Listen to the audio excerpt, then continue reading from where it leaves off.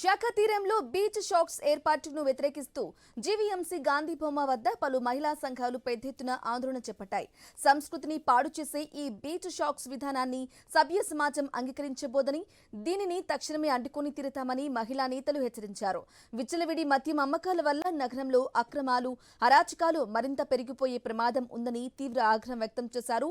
గోవా తరహా అభివృద్ధి పేరుతో ప్రభుత్వం క్యాసినో, బెట్టింగ్, అక్రమ కార్యకలాపాలు, మానవ అక్రమ రవాణాను ప్రభుత్వం ప్రోత్సహిస్తుందని ప్రగతిశీల మహిళా సంఘం రాష్ట్ర అధ్యక్షురాలు ఎం లక్ష్మి మండిపడ్డారు.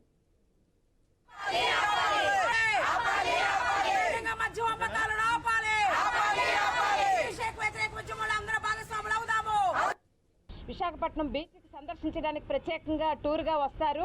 అలాంటి బీచ్ని కూడా ఈ రోజు మద్యం మాఫియాలకి ఈ కట్టబెట్టాలని చెప్పేసి రాష్ట్ర ప్రభుత్వం ప్రయత్నం చేస్తుంది. యూనివర్సిటీ ఉంది, ఆంధ్ర యూనివర్సిటీ, అలాగే దాని చుట్టూ ఇంజనీరింగ్ కాలేజీలు ఉన్నాయి.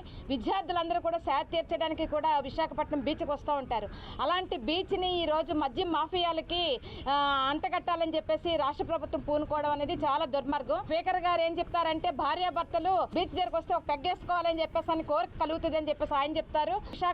విశాఖపట్నంలోనే కాదు, మిగతా రాష్ట్రంలో చాలా మంది తాగుబోతులు ఉన్నారు. విశాఖపట్నం బీచ్ లో బార్ షాపులు పెడితే తప్పేంటి అని చెప్పేసి ఈయన చెప్తాడు. అలాగే వంశీకృష్ణ యాదవ్ ఆయన ఏం చెప్తాడంటే అసలు 90% ప్రజలు విశాఖపట్నం బీచ్ లో మద్యం షాపులు పెట్టాలి అని చెప్పేసి కోరుకుంటున్నారు అని చెప్పేసి అని అంటున్నారు. ఆ బార్ షాపులన్నీ తీసుకొని వచ్చి బీచ్ లో బార్ షాపులు అమ్మి కోట్లాది రూపాయలు సంపాదించాలని ఒక దుర్మార్గమైన ఆలోచన చేస్తా ఉన్నారు. ఈ ప్రభుత్వానికి, కూటమి ప్రభుత్వానికి హెచ్చరిక చేస్తా ఉన్నాం. మన వాళ్ళు గోవా బీచ్ తరహా మేము బీచ్ షాక్స్ పెడతామనంటే చెప్పకనే చెప్పినట్లు అనమాట. అంటే క్యాసినో పేరు అనేది ఉపయోగించకుండా, అంటే క్యాసినోలో ఏదైతే ఈరోజు ఆర్టికల్ 47లో నిషేధించబడిన విషయాలు ఏదైతే ఉన్నాయో, గుర్ర పందాలు కానీ, బెట్టింగ్లు కానీ, జూదాలు కానీ, వ్యభిచారం కానీ, వీటి ద్వారా డబ్బు సంపాదించకూడదు, అది ప్రభుత్వ ఆదాయ వనరు కారాదు, ప్రభుత్వం ఆ విధంగా చేయకూడదని ఏదైతే చెప్పిందో వాటన్నిటిని కూడా ఆదాయ వనరులుగా చేసుకుంటూ తద్వారా మాత్రం మేము డబ్బు సంపాదిస్తామని చెప్పడం ఇది చాలా కరెక్ట్ అని చెప్పేసి ఎంపీలు, ఎమ్మెల్యేలు పోటీపడి మాట్లాడటం, ఇది సంపద సృష్టి అని చెప్పేసి మాట్లాడుతున్నారు.